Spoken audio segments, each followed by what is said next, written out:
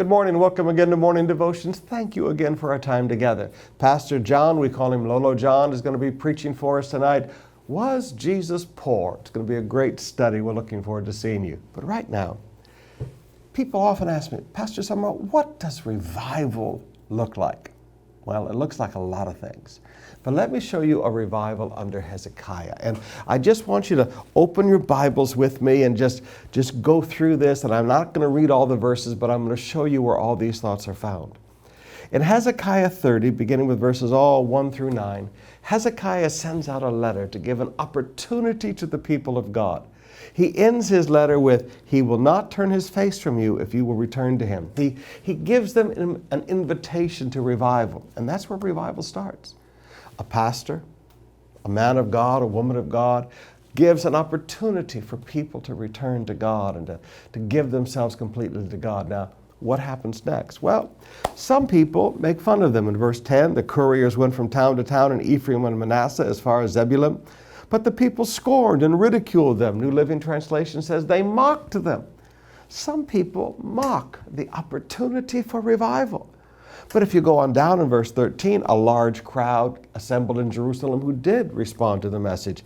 And these people began to clean things up. They removed the altars. They cleared away the incense altars. They burned them in the Kidron Valley. So the people of God, there were people that responded, and they began to clean up their lives and clean up the things going on in the house of God.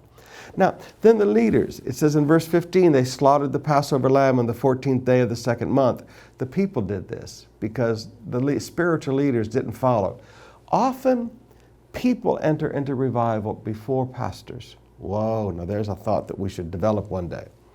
It says, the priests and the Levites were ashamed and consecrated themselves and brought burnt offerings to the temple of the Lord. Then they took up their regular position. So sometimes when the people are crying out with a heart for God, the leaders literally get shamed into doing right and returning to God.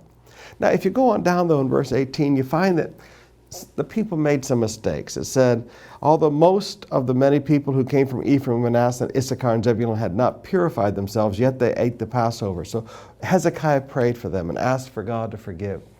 You see, there are people that when they return to God, as they return to God in total ignorance. They don't know the Bible. They don't know what God asks of them, and they make a lot of mistakes. That's why you'll often hear me say, revival is messy.